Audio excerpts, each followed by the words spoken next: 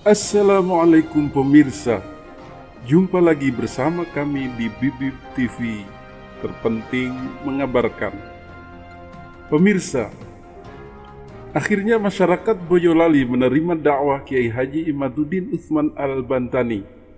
Setelah sebelumnya masyarakat Wonogiri menyetujui tesis Kiai Haji Imaduddin tentang terputusnya nasab Ba'alawi, maka kali ini masyarakat Boyolali melakukan hal yang sama. Baru-baru ini PCNU Boyolali berinisiatif mengundang Kiai Haji Imaduddin Utsman untuk melakukan pencerahan dalam sebuah diskusi seminar membedah masalah nasab Ba'alawi. Diskusi seminar tersebut diselenggarakan oleh jaringan Kiai Santri dan guru-guru ngaji se-Boyolali yang diketuai oleh Kiai Haji Iqbal. Menurut Kiai Haji Iqbal, masyarakat Boyolali juga merasakan keresahan yang sama dengan masyarakat-masyarakat lain di Indonesia terkait Ba'alawi tersebut, mulai dari akhlak dan tingkah laku para habaib hingga keabsahan nasabnya kepada Nabi Muhammad SAW. Menurut Kiai Iqbal, masyarakat haruslah diberikan wacana yang terbuka tentang nasab Ba'alawi tersebut tanpa takut atau sembunyi-sembunyi dalam mengemukakan pendapatnya atau pilihannya. Tujuan diadakannya seminar diskusi Kiai Santri dan guru ngaji se-Boyolali tersebut adalah untuk memberikan second opinion atau pendapat lain tentang nasab Ba'alawi yang bisa disodorkan kepada masyarakat.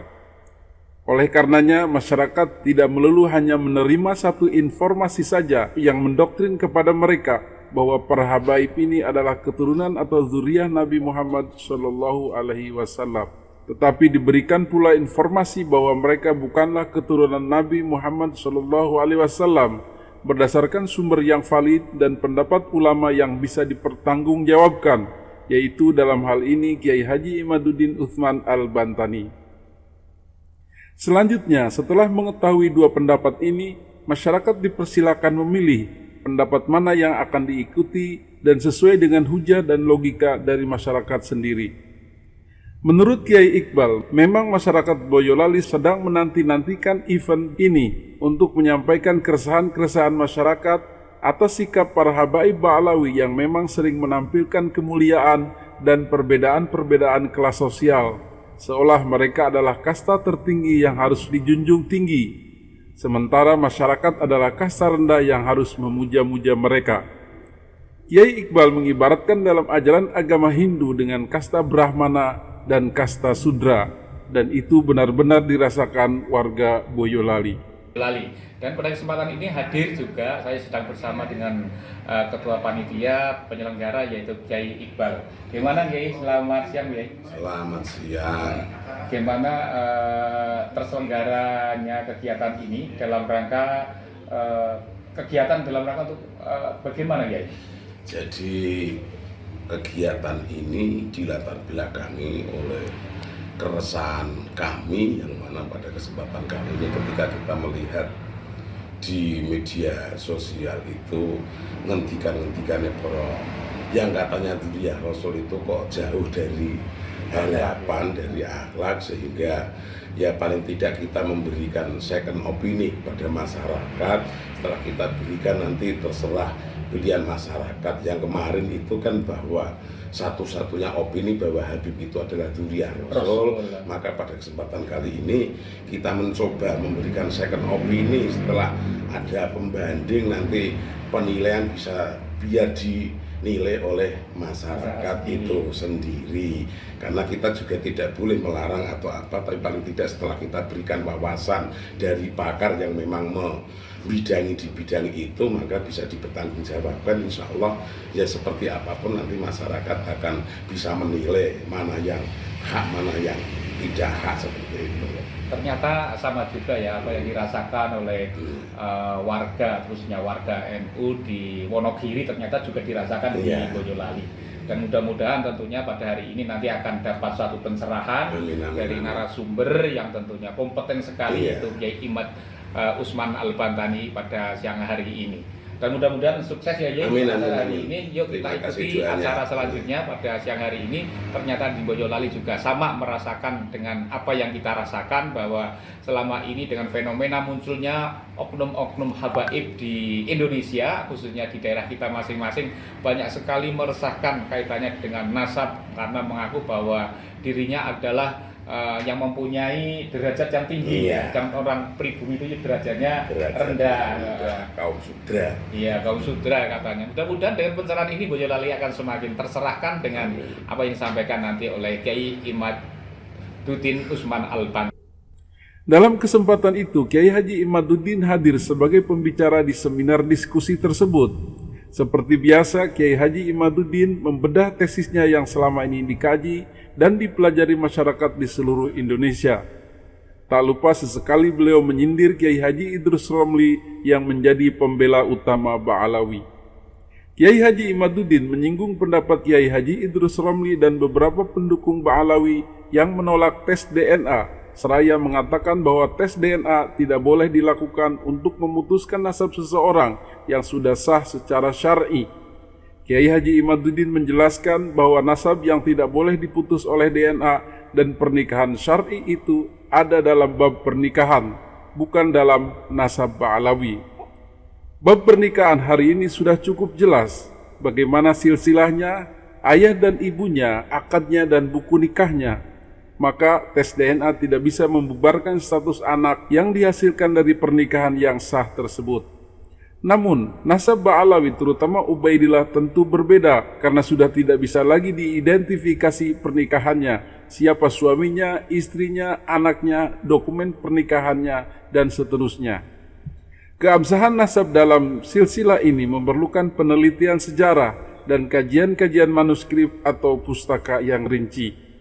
Ketidakadaan bukti sejarah selama berabad-abad cukup membuktikan bahwa keturunan Ba'alawi bukanlah bagian dari keturunan Nabi, karena tak ada satupun berita atau fakta sejarah yang mengatakan demikian di abad keempat, kelima, keenam, ketujuh, atau selama 500 tahun lebih.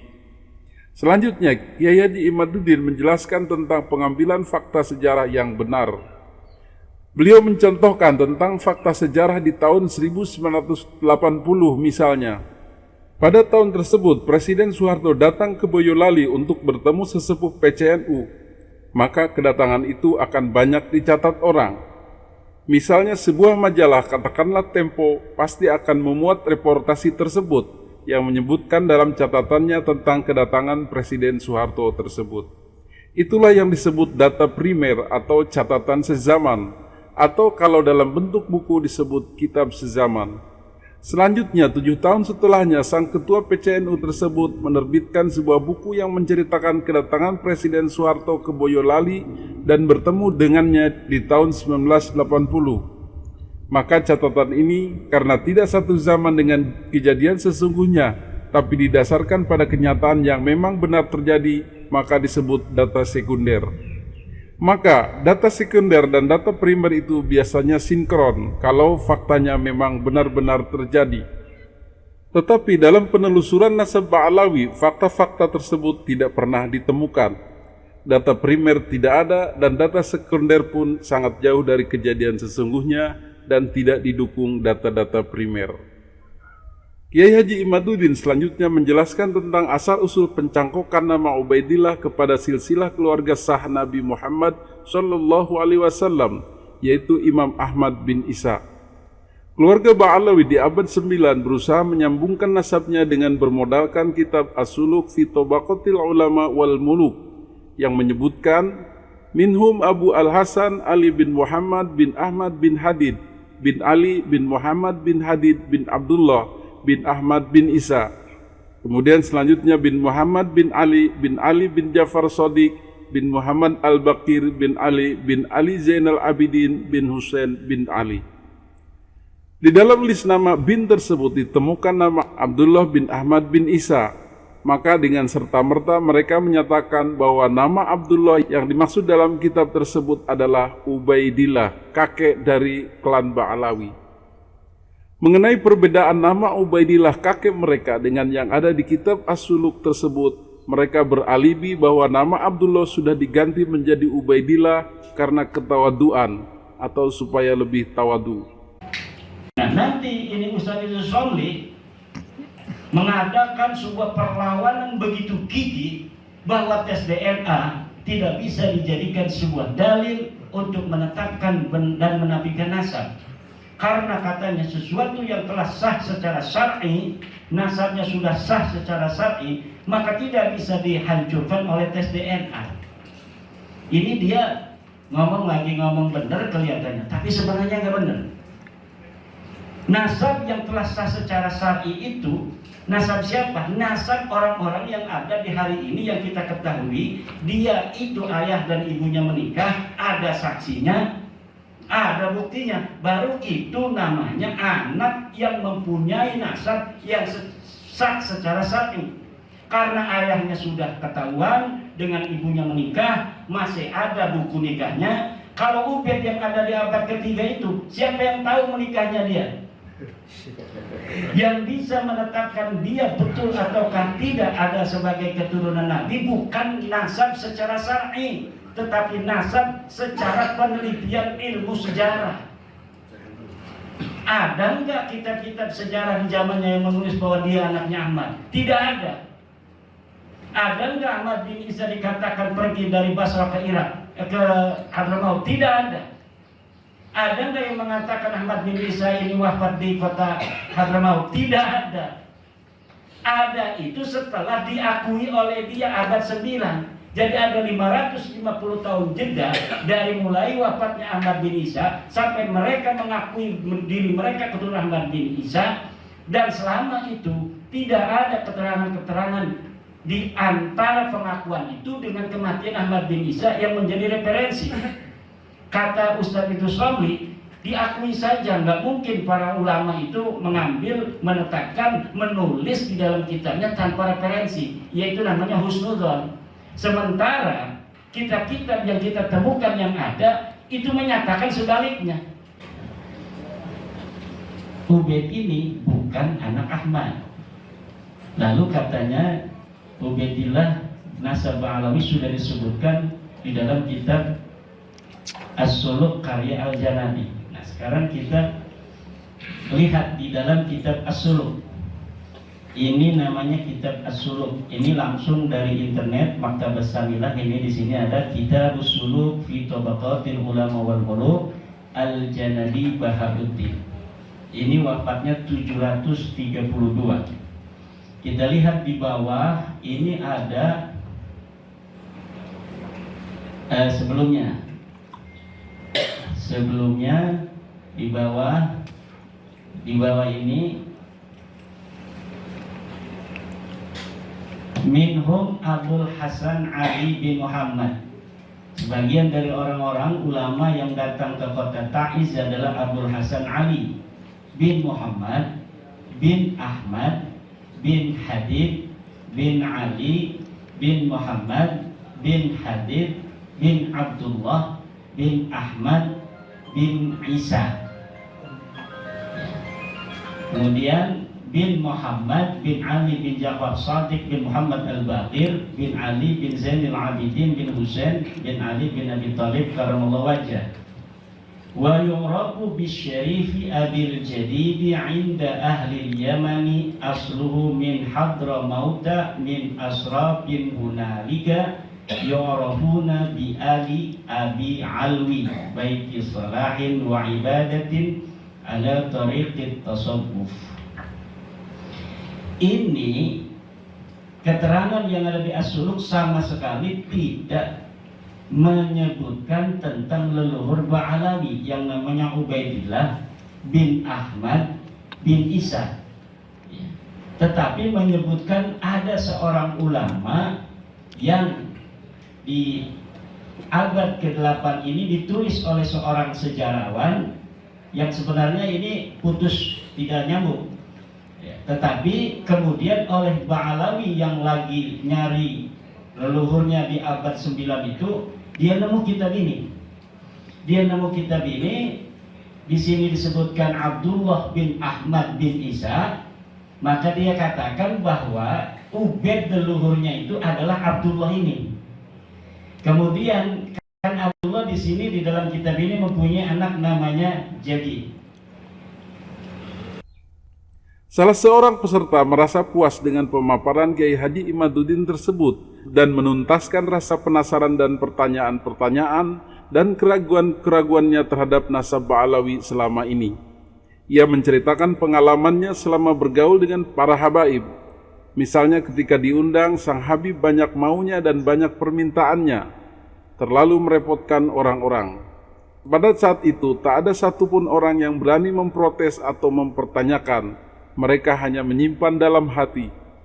Begitu juga ketika ia berkunjung ke Jepara untuk mengundang seorang Habib, ia melihat sendiri sang Habib begitu tidak berakhlaknya kepada anak kecil yang sedang dia marah-marahi dan caci maki.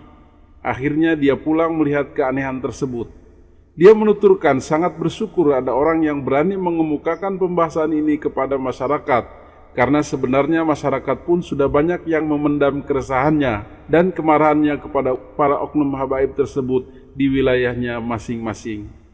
Saya udah nggak percaya. Karena apa? Kalau kami ngaturi itu, dia itu neko-neko, mintanya udah macam-macam lah itu. Repotnya orang banyak. Wah, berarti mas. Kemudian nggak ada yang orang berani itu. Jadi beliau itu padahal di situ yang udah banyak sekali, tapi kalau beliau belum ya jengkar ya, bahkan belum berdiri nggak ada berani.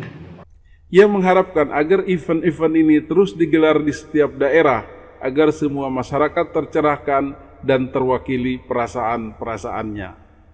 Demikian Bibib TV mengabarkan.